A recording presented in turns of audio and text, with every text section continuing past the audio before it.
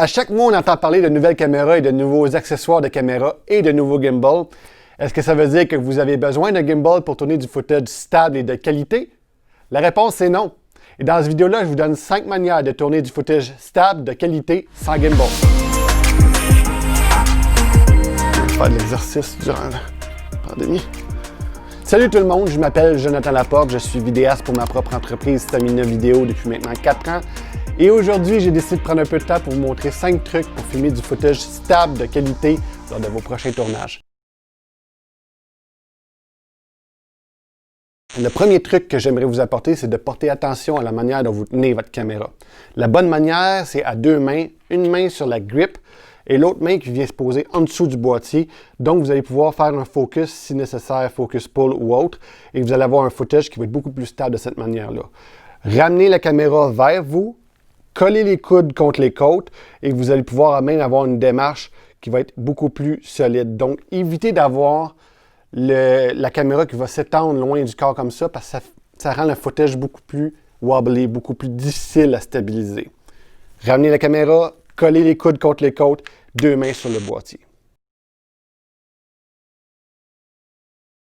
Le deuxième truc, c'est d'utiliser le Ninja Walk. Donc, ce que ça veut dire, c'est qu'on va venir affaisser un peu les genoux, on va venir se donner un petit rebond dans les genoux qui, lorsque nos déplacements vont être faits, on va avoir une stabilité qui va être accrue lors de nos déplacements. On peut faire un déplacement vers l'avant, on peut faire un déplacement vers l'arrière ou même sur les côtés de chaque côté puis avoir un déplacement qui soit fluide. Lorsqu'on fait le Ninja Walk, c'est important aussi d'éviter de trop lever le pied. Donc, on roule des talons jusqu'aux orteils, ce qui va nous donner une démarche fluide. Ça peut être vraiment bizarre au départ, mais avec le temps, ça va devenir naturel puis ça va vraiment améliorer votre qualité de footage.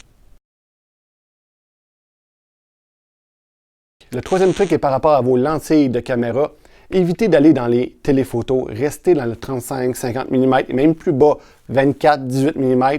Le plus bas, le plus wide que vous allez être, le plus facile ça va être d'avoir une démarche qui va être fluide.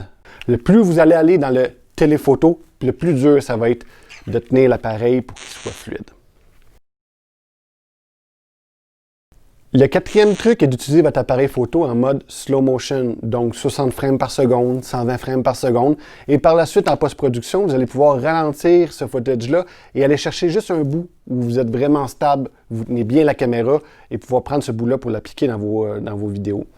Une vidéo tournée en slow motion de 5 secondes peut vous donner pratiquement 10 secondes de footage en post-production. Donc, vous allez pouvoir venir chercher 5 secondes à l'intérieur de votre footage de 10 secondes qui va être vraiment stable.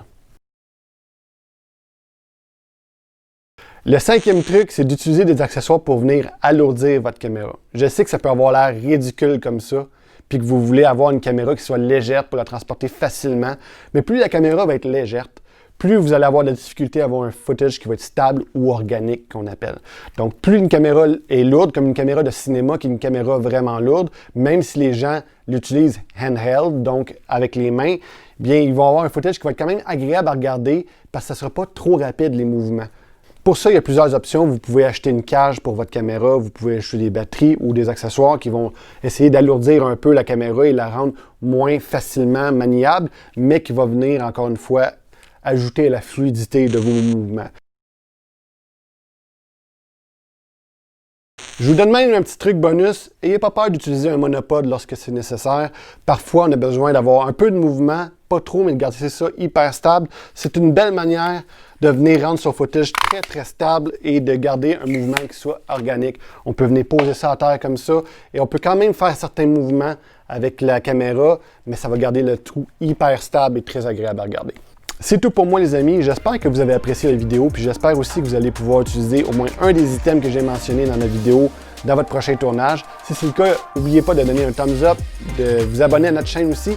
Et en passant, j'ai une toute nouvelle chaîne qui s'appelle Slow Van, qui va traiter de van life.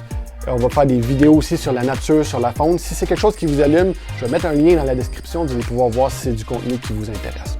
Merci pour votre visionnement, puis on va se revoir lors de la prochaine vidéo. Le Ninja Walk, c'est quoi? C'est de venir suspendre son corps sur ses jambes. Donc, ce qu'on va faire, c'est suspendre son corps sur ses jambes. C'est bon.